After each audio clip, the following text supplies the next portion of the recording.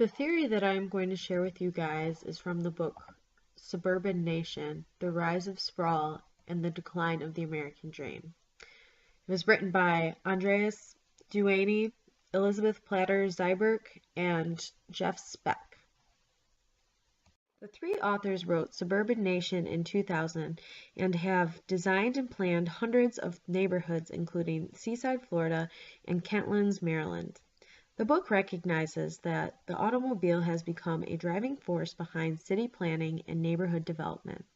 Suburban Nation reflects upon the aspects of traditional settlements and the planning principles that have made early communities much more accommodating to community life. Their goal is to distinguish traditional neighborhood developments over sprawl. The authors note that policy change is needed in order to control sprawl and ultimately create cities that promote public realm and accessibility. The work of these authors is an interesting topic because it highlights how sprawl has occurred and identifies what must be done to reclaim the neighborhood in its traditional sense. Through my analysis, I will discuss the author's position on street life, open space, and land use. Considering the quote, "Why are people so much friendlier, or at least less sociopathic, when they are walking?" This is an interesting quote because it describes how, as we are trapped in our vehicles, we lose touch with the community. We become more aggressive, and it really has an impact on the quality of our lives. When discussing urban design strategies, it is impossible to ignore streets and their influence on mobility, public realm, and safety. Suburban Nation highlights that suburban streets have been designed around the efficiency of the automobile. Wide roadways have resulted in high speeds and separation that have disabled street life for suburban residents by interrupting accessibility and safety. In connecting with Jane Jacobs' writing, she highlights that public character is a necessary aspect of street life. Furthermore, this public character is defined by an individual in a community who makes themselves public and interacts with many other individuals within that community. This function is primarily aided by the activity that occurs on sidewalks. However, in post-war and modern suburbs, the lack of diversity in land use results in individuals traveling by automobile instead of sidewalk. Therefore, the only group of individuals who may have the opportunity to become minor public characters are those who walk for exercise. Open public spaces and green spaces have been identified as important aspects of community health. Ebenezer Howard proposed a solution to community health through the Garden City model. Suburban Nation looks to public green spaces to be both planned and dispersed. The author's planning of Seaside, Florida, reveals similarities to the Garden City model with the neighborhood radiating around a central green space. Additionally, the neighborhood includes interspersed public green spaces. In keeping with Howard's model, Suburban Nation also values permanent countryside preserves on the edges of cities in order to prevent sprawl from consuming necessary agricultural land.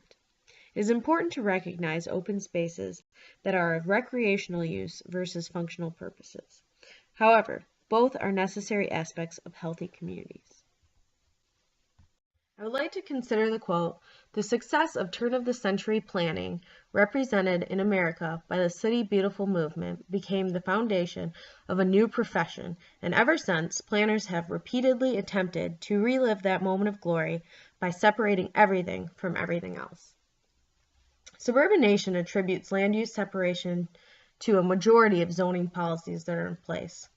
They argue that these regulations encourage separation and contribute to sprawl.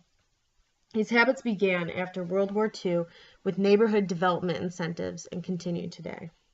A primary theme in Suburban Nation is accessibility over mobility, encouraging access to mixed uses within neighborhoods through local roads instead of collector roads. Additionally, the authors promote working within neighborhoods. The office park is a prime example of the separation that was caused by sprawl. Suburban Nation seeks a traditional neighborhood approach over sprawl.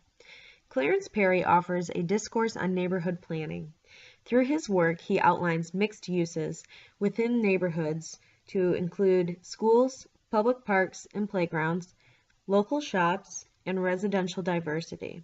Both Perry and the Suburban Nation authors highlight a need for diversity in housing, providing single-family houses, 2- and 3-family houses, apartments, and row houses.